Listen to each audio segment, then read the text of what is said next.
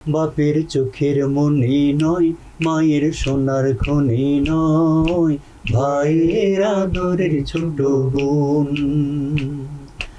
একটি বিনার তার মোরা একটি সংসার, দুজনে বড় যে আপন। আমার জীবনের প্রথম যে গানটি গেয়েছিলাম 1969-এ, ছবির নাম আগন্তুক। সেটির পরিচালক ছিলেন বাবুল চৌধুরী, প্রযোজক ছিলেন ইফতেখারুল আলম সাহেব, আর সুরকার ছিলেন শ্রদ্ধেয় আজাদমান সাহেব প্রয়াত। ওনার জন্য আমি আজকে খুশি দিলাম। ওনার একক না, সমর দাস আমাকে একজনকে কপি করতাম, সেটার থেকে উনি সমর দাস আমাকে আবার উচ্চারণে আমার ভুল ছিল, উর্দু উচ্চারণ আসতো আপনার জগন্নাথ কলেজের Bangla head of the department Ajit Kumar Guha. প্রত্যেকের প্রচেষ্টা আমি খুশি দিলাম, আমি এককভাবে হয়নি।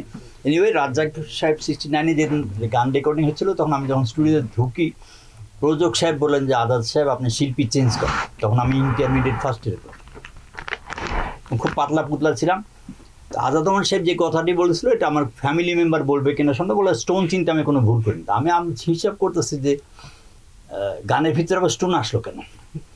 তো তখন উনি ডাইরেক্ট বলেন যে আপনি যদি এই শিল্পীকে দিয়ে গান না গাওয়ান, তাহলে আপনার ছবির সুরকার আমি থাকবো না। তখন ওই দিন রেকর্ডিং হয়নি। তো একটা কথা না বলে না, প্রত্যেক পুরুষ মানুষই বউকে ভয় পায় কম বেশি, কেউ স্বীকার করে কেউ স্বীকার করে না। এখন ওনার ওয়াইফের ডিজায়ার ছিল যে আমার জীবন প্রথম যে গানটা, তোমার দুহাত ছুঁয়ে শপথ নিলাম, থাকবো তোমারই আমি কথা দিলাম। এই গানটা কবি সিরাজুল ইসলাম সাহেবের লেখা এবং আজাদমান সাহেবের সুর করা 67-এ। এটা অল ওভার পাকিস্তান সেলে, HMV ডিস সেলে 7 স্ট্যান্ড করে। তো ওই ভদ্রমহিলা বলেছে তোমার দুহাত ছুঁয়ে শপথ নিলাম, যে ভদ্রলোক গিয়েছে তাকে দিয়ে গেত। তা আমি যে ওই ভদ্রলোক ওইটা বুঝতে পারি। পরে 2 দিন পর অবশ্য গানটা রেকর্ডিং হয়েছে এবং নায়কটা রাজ্জাক আমাকে পরপর 3 দিন তার বাসায়, এই যে ওনার কুকের সঙ্গে পরিচয়, কীভাবে রাগলে রাগে, হাসলে হাসে, ওয়াইফের সঙ্গে, মেয়েদের সঙ্গে, ছেলেদের সঙ্গে কীভাবে কথা বলে, উনি এটা 3 দিন দেখাইছিল।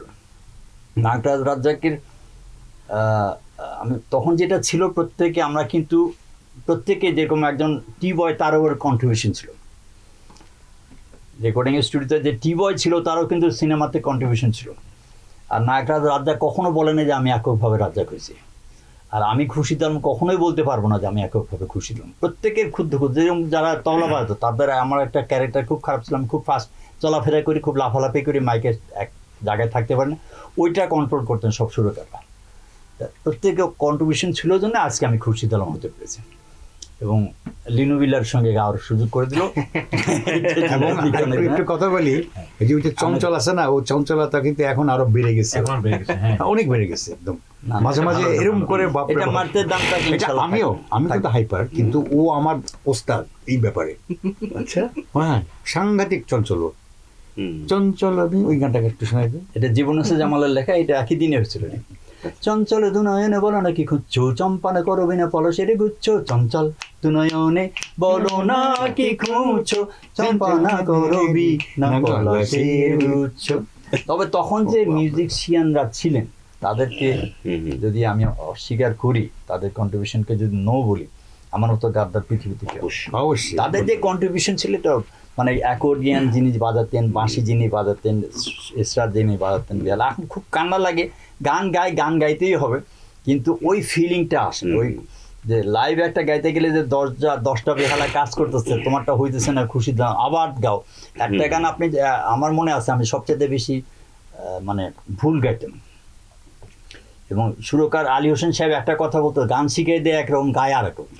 কিন্তু লাস্টে গিয়ে যে টেকটা দেয়, ওটা একটা যেরকম অশ্রুতি লেখা ছবির কিছু গান টান করেছি। তো ওই প্রত্যেকে আমরা 80টা 90টা করে টেক দিতে পারতাম। আর এখন যেটা হয়ে গেছে, 10 মিনিট 5 মিনিট গাও, হাঁপানি হাসে গেছে, আবার পান টানি খায় না, আবার। তবে এখন যারা করতেছে, দিয়ে মোর ট্যালেন্টেড দেন। ইন্দ্র কিশোর সম্পর্কে আমি এক কথাই বলি, মতিউর রহমান সাহেব বলে একজন প্রথম আলোর সাংবাদিক আছেন, ইজ মাই স্কুল ফ্রেন্ড, ঠিক আছে। ও আমাকে বলছিল ইন্দ্র কিশোর সম্পর্কে বলা দেন, আসলাম, জয় করলাম, চলে গেলাম। আর একটা কথা যোগ করি যে ওর মতো কমার্শিয়াল শিল্পী, ও একটা সবসময়, ইন্দ্র কিশোর সবসময় একটা কথা বলতো, আমি কণ্ঠশ্রমিক। শিল্পী কোনোদিনই বলতো না কণ্ঠশ্রমিক, মানে আমি শ্রম দেই এটার পিছনে, যিনি সচিব তিনিও শ্রম দেন, যিনি ডিসি তিনিও শ্রম দেন, যিনি মন্ত্রী উনিও শ্রম দেন। অতএব সবাইকে যদি আপনি স্যালারি ঠিক মতো দিতে পারবেন না, আমাকে দিবেন না কেন? এটা ছিল এন্ডু কিশোর। 2002 পর্যন্ত আমি গান গেছি। এর ভিতরে আমি বলি যে 86 থেকে আমি বেতার টেলিভিশন মঞ্চ ছেড়ে দিলাম, কারণ ঢাকায় রাখবে তো খুশিতে আমি গানা গায়েও পয়সা পাই, চাকরি করেও পয়সা পাই। এইটা আমার খুব কানে লাগছে। 500 আর গাইছে, আমি কিন্তু ওর hit সব। ব্যক্তিগতভাবে একটা কথা বলি যে আমি ব্যক্তিগতভাবে যেভাবে গান বাজনা কিনেছি, এই বাংলাদেশে সবাই যদি এরকম ভাবে নিত, তাহলে হয়তো এই ভিন্নতা থাকতো না। ঠিক আছে, আমি কি টাকা মানে কোন কোথায় গেলে আমার উপকার হবে এটা আমি কোনোদিন খুঁজিনি। আমাকে সুরকার যেভাবে চালাইছে সেভাবে আমি চলি, এবং আমার জীবনের সবচেয়ে একটা গর্ব করা পাপ, কোনো সুরকার, কোনো গীতিকার, কোনো শিল্পী, কোনো কো আর্টিস্ট এবং কোনো মিউজিশিয়ান বলতে পারবে না 6টায় কল করছে, খুরশিদ আলম 6:05 গেছে, খুরশিদ আলম 6:10 আগে গেছে। এইটাই থাকা উচিত। এইটা তাইলে সে বলতে পারবে আপাত মস্তক আমি একটা শিল্পী।